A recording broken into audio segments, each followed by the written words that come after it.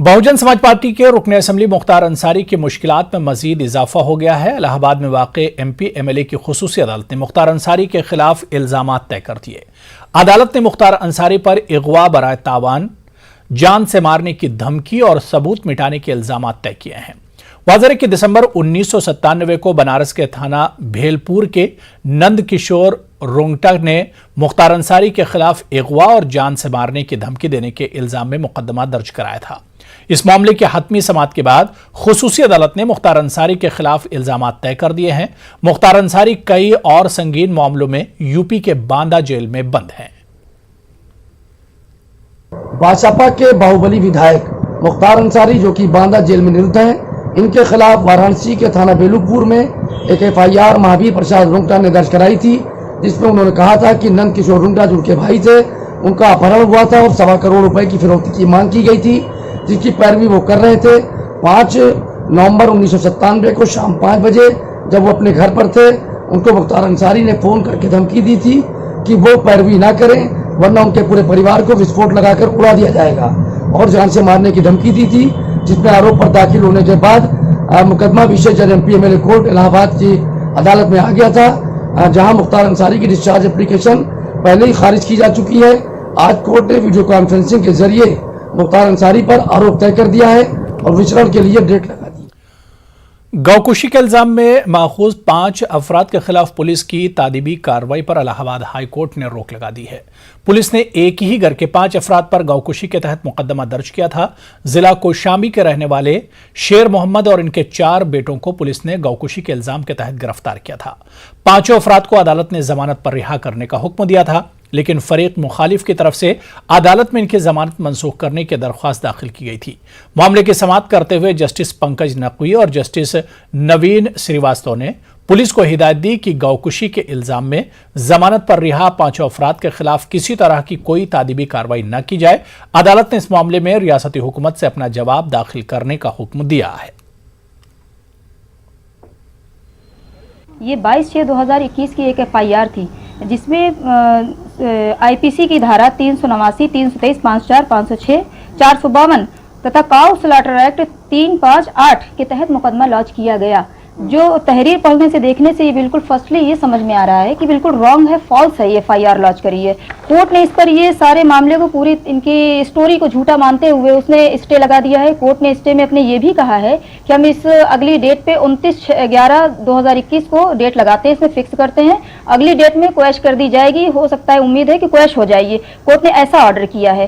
Court ने notice भी issue करी है कंप्लेनेंट को, उसको ये भी कहा है कि वो 2 हफ्ते में। जैसे जैसे उत्तर प्रदेश में हालात मामूल पर आ रहे हैं, वैसे वैसे यूपी हुकूमत तालीमी इदारों को खोलने की इजाजत दे रही है। 6ठी से 8वीं जमात के स्कूल आज खुल गए हैं। गाजियाबाद के इलाके साहिबाबाद में वाक़ई म्यूनिसिपल कॉरपोरेशन गर्ल्स स्कूल में हुकूमत की तरफ से दी गई हिदायत पर अमल किया जा रहा है। स्कूल के गेट पर सैनिटाइज किया जा रहा है, थर्मल स्क्रीनिंग की जा रही है। वालिदैन के इजाजतनामे के साथ बच्चों को स्कूल आने दिया जा रहा है। वाज़ेह कि इससे पहले 16 अगस्त से 9वीं से 12वीं जमात तक के स्कूल खोले गए थे। जैसे जैसे हालात सामान्य हो रहे हैं, वैसे ही स्कूलों को खोला जा रहा है। इससे पहले 16 अगस्त को कक्षा 9 से 12वीं तक के स्कूलों को खोला गया था और आज कक्षा 6 से 8वीं तक के स्कूल को खोला गया है।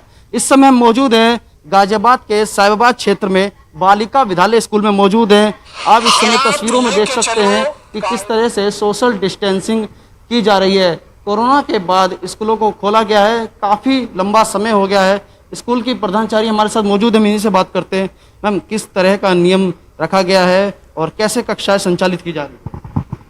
सर, 6 से 8 तक का टाइम इनका बच्चों का 8 से 12:30 तक है और सोशल डिस्टेंसिंग का पूरा ध्यान रखा जा रहा है। जो भी नियम है वो हम फॉलो कर रहे हैं। जो परिजनों ने अनुमति पत्र दिया था उसको भी चेक किया गया? हाँ, जो बच्चों और हमारी तरफ से अनुमति पत्र बच्चों को दिया गया था, तो गार्जियन के सिग्नेचर होकर आए हैं उस पर। वही बच्चे जिनकी अनुमति है माता पिता की, वही बच्चे स्कूल में आ रहे हैं। कितने बच्चे में इस स्कूल में पढ़ते हैं और कितनी पालियों में इन्हें बुलाया गया और क्या समय निर्धारित किया गया? अच्छा, टोटल बच्चा तो 800 के लगभग है और 2 पालियों में बुलाया गया है। सुबह छोटे बच्चे 6 से 8 तक और 9 और 10th और लास्ट की पाली में बड़ी क्लासेज 11-12। तो बच्चों का कहना है कि ऑनलाइन क्लास में वे कम पढ़ पा रहे थे, अब ऑफलाइन क्लास में बात बिल्कुल आपने सही कही है कि ऑनलाइन क्लास में बच्चों के साथ वो चीज़ नहीं इंटरेक्शन हो पाता। जब तक बच्चे कोई हमें क्वेश्चन भेजते हैं, मान लीजिए 3-4 बच्चों ने एक साथ क्वेश्चन भेज दिया, हम डाउनलोड करेंगे उस मैसेज को, फिर जवाब देंगे, तो उसमें कई बार बच्चे ये नहीं समझ पाते कि हम किस क्वेश्चन का जवाब किसको दे रहे हैं। दूसरी प्रॉब्लम, गरीब घरों का बच्चा है, किसी के पास नेट रिचार्ज नहीं है, किसी के पास फ़ोन ही नहीं है, एक ही फ़ोन है तो 3-4 भाई बहन पढ़ने वाले हैं, तो इन परेशानियों से बच्चे जूझ रहे थे, तो अच्छी तरीके से पढ़ाई नहीं हो पा रही थी। तो फर्स्ट लेसन से ही हम दोबारा बच्चों को सब पढ़ाएंगे। ये आप देखिए, थैंक यू गॉड, आज फर्स्ट लेसन पोइट्री से शुरू हो रहा है, तो बच्चे आज इसको पढ़ेंगे, समझेंगे, फिर थोड़ा सा ब्लैक बोर्ड पे जो क्वेश्चन आंसर लिखवा के कराए जाते हैं, तो जितना भी एक तरीके से हम जो पढ़ा चुके हैं ऑनलाइन, वो फिर एक तरह से जिनका नहीं हुआ है वो दोबारा वो फर्स्ट लेसन से पढ़ेंगे, और जिनका हो चुका है वो उनका रिवाइज हो जाएगा। सर, कुछ बच्चों से बात करते हैं, पहला दिन है और बहुत ही उत्साहित है इसको लेके। क्या नाम है बेटा आपका? साक्षी। ऑनलाइन क्लास या ऑफलाइन? ऑफलाइन। आपका क्या कहना है? ऑफलाइन पढ़ना चाहते थे या ऑनलाइन? ऑफलाइन। तो बच्चों का भी ये कहना है ऑफलाइन क्लास में पढ़ना चाहते हैं। बच्चे से बात करते हैं, बेटा ऑनलाइन क्लास पढ़ना चाहते थे या ऑफलाइन? ऑफलाइन। ऑफलाइन क्लास बच्चे पढ़ना चाहते थे, और मास्क से जरूरी 2 गज की दूरी, सब पर ध्यान दिया जा रहा है। एहतियात के तौर पर गेट पर सैनिटाइज भी किया जा रहा था, बच्चों को अनुमति पत्र भी चेक किए जा रहे थे, और जैसे जैसे हालात सामान्य हो रहे हैं तो वैसे ही स्कूल में बच्चे पहुंच रहे हैं और इसको लेकर बहुत ही उत्साहित भी हैं। रोहित सिंह, न्यूज़ 18 गाजियाबाद। उत्तर प्रदेश हुकूमत के अहकामात के बाद अलीगढ़ में भी आज से 6ठी जमात से 8वीं जमात तक के स्कूलों को खोल दिया गया। पहले दिन 50% तलबा की हाजिरी देखने को मिली। कोरोना गाइडलाइन के तहत तालीमी निज़ाम को शुरू किया गया है। अलीगढ़ में इस्लामिक मिशन स्कूल में भी इस जुमरे की आज से तालीमी सरगर्मियां बहाल हुई। स्कूल के मैनेजर डॉक्टर कौनैन कौसर ने उत्तर प्रदेश हुकूमत के फैसले का इस्तकबाल करते हुए कहा कि आज से तालीमी शुरुआत हुई जो बहुत खुशाइंद है, क्योंकि ऑनलाइन तालीमी निज़ाम में तलबा का बहुत नुकसान हुआ है, जिसकी भरपाई बहुत ज़रूरी है। से बच्चे आने शुरू हुए हैं और ये एक बहुत अच्छी पहल है। तो सारी जो गवर्नमेंट्स की गाइडलाइंस हैं कि हम सोशल डिस्टेंसिंग मेंटेन करें, बच्चों की स्ट्रेंथ को कम रखें, सैनिटाइजेशन, मास्क का पूरा ख्याल किया जाए, तो ये सारी चीज़ें गाइडलाइंस हम बच्चों को भी ट्रेन कर रहे हैं, और सारे स्टाफ जो है वो बच्चों को ट्रेन करने में भी लगे हुए हैं माशाल्लाह, और उसको फॉलो करवा रहे हैं अल्हम्दुलिल्लाह।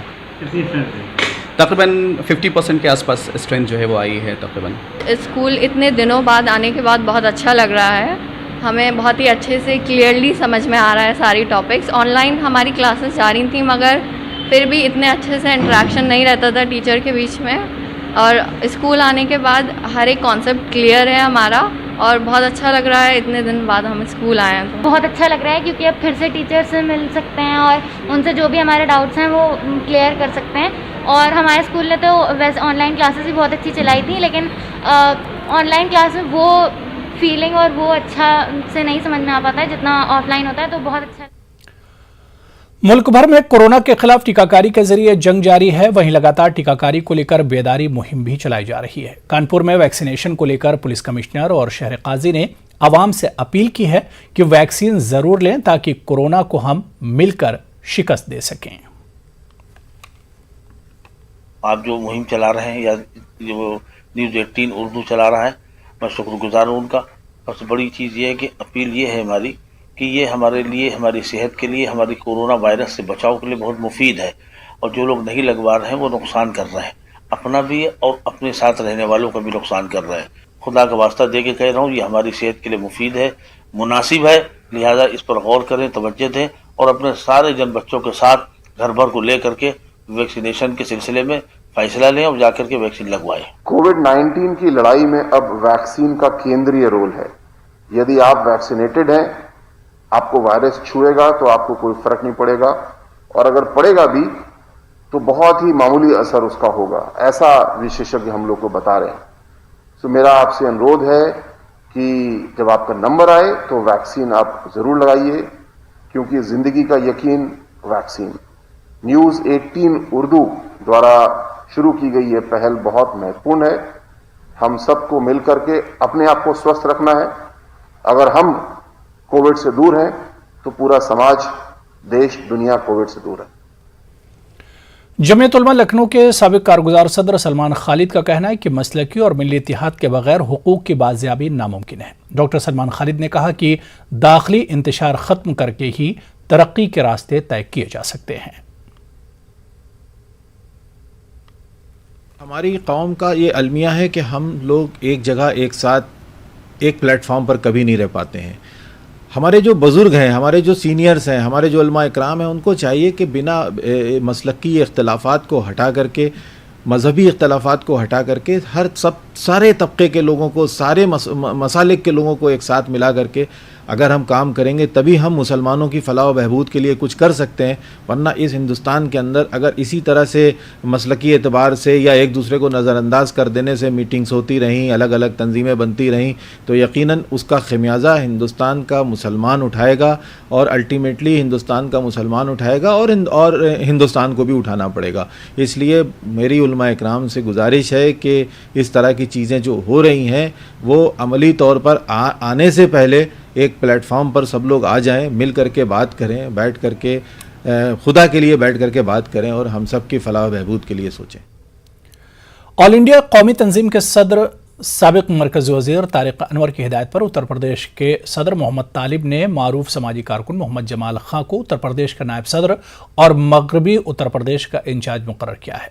अपनी तकर्री पर न्यूज़ 18 उर्दू से बात करते हुए मोहम्मद जमाल खां ने कहा कि उनकी कोशिश होगी कि उत्तर प्रदेश में जिस तरह के मजहबी मनाफरत फैलाने की कोशिशें की जा रही हैं वो इसको ख़त्म करें और लोगों के दरमियान जाकर आपसी इत्तेहाद और भाईचारे के पैगाम को आम करें। उन्होंने कहा कि हमारा मुल्क गंगा जमनी तहजीब का अलंबरदार है और इसके दामन को हमें नहीं छोड़ना है। उन्होंने कहा कि हम सभी मज़ाहिब का एहतराम करते हुए यकजहती और अमन के पैगाम के लिए काम करेंगे।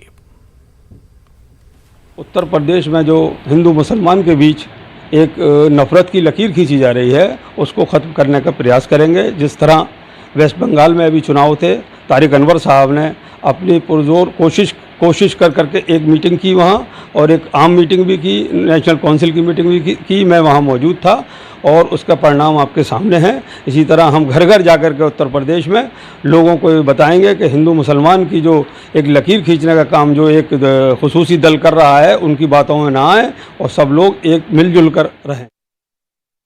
गाजियाबाद पुलिस ने हजारों लोगों से अरबों रुपयों की धोखाधड़ी करने वाले शातिर मुजरिम को गिरफ्तार कर लिया है। गिरफ्तार मुजरिम मोहित गोयल ड्राई फूड फरोख्त करने के नाम पर लोगों के साथ धोखाधड़ी करता था। इस शातिर मुजरिम के ऊपर 4 दर्जन से ज्यादा मुकदमे दर्ज हैं। मोहित गोयल 251 रुपये में कंपनी का मोबाइल और ऑनलाइन ड्राई फूड बेचने के नाम पर फ्रॉड करता था। मोहित गोयल ने विकास मित्तल नामी शख्स को हनी ट्रैप के मामले में 41 लाख रुपये हड़पे थे और इसे जान से मारने की धमकी देकर चलती गाड़ी से बाहर फेंक दिया था। पुलिस ने इस मामले में मुख्तलिफ दफात के तहत केस दर्ज करके मोहित को गिरफ्तार कर लिया। थाने पे 1956 क्राइम नंबर की एक FIR पंजीकृत हुई थी जिसमें 420, 384, 386, 323, 504, 307 और 120 भादवी में अभियोग पंजीकृत हुआ था। उस विवेचना क्रम में विवेचक द्वारा और इंदिरापुरम की पुलिस द्वारा अभियुक्त को गिरफ्तार किया गया है और विवेचना कार्रवाई करके इन्हें न्यायालय प्रेषित किया जा रहा है। मरकजी हुकूमत और ख़ास तौर पर उत्तर प्रदेश हुकूमत ख़वातीन के ताल्लुक से होने वाले जराइम के लिए लाख कोशिशें कर ले, लेकिन इसमें कमी नहीं आ रही है और इसमें जदीद टेक्नोलॉजी भी काफ़ी हद तक जिम्मेदार है। यह कहना है करनी सेना उत्तर प्रदेश की मीडिया इंचार्ज पारुल चौधरी का। उन्होंने कहा कि तमाम तर कोशिशें की जा रही हैं लेकिन ख़वातीन पर होने वाले मजालिम और जराइम में कमी नहीं आई है। पारुल चौधरी का कहना है कि लॉकडाउन के बाद सिनेमा इंडस्ट्री के मुतासिर होने पर वेब सीरीज़ के जरिए पोर्नोग्राफी बहुत आसानी से घरों तक पहुंचाई जा रही है जिससे नौजवान और बच्चे बिगड़ रहे हैं। इस पर हुकूमत को संजीदगी से गौर करना होगा। क्राइम लेवल है वो डाउन तो नहीं हुआ, वो अप हुआ है just because of technology also. आप देखिए रेप के केसेस डाउन नहीं हुए हैं, वो अप हुए हैं। अगर आप सर्वे उठा के देखें, रेप पहले के कंपेयर में अभी हो रहे हैं, मर्डर भी हो रहे हैं, सुसाइड भी हो रहा है, तो वो अप हुआ है। डाउन मेरे निगाह में तो कहीं पे भी अभी क्राइम लेवल डाउन नहीं हुआ। आप ये देखिए कि जैसे लॉकडाउन हुआ तो हमारे बिग स्क्रीन जो है उन पे अभी रोक लगी हुई थी, तो मतलब आप देखिए उसका एक सब्स्टिट्यूट आ गया वेब सीरीज़ का। वेब सीरीज़ में पोर्नोग्राफी बहुत इजीली सर्व हो रही है। उसको देख के जो हमारा यूथ है, जो हमारे यंगस्टर बच्चे हैं, उनको बहुत गलत मैसेज जा रहा है। उसके लिए आप देखिए 13 साल से लेके 18 साल के बच्चे उन क्राइम्स में आ रहे हैं जिसकी हमने इमेजिनेशन भी नहीं करी थी। तो कहीं ना कहीं वो टेक्नोलॉजी सर्व हो रही है, उसकी वजह से क्राइम लेवल अप हो रहा है। चलिए यहाँ पर रुकेंगे फिलहाल छोटे से ब्रेक के लिए।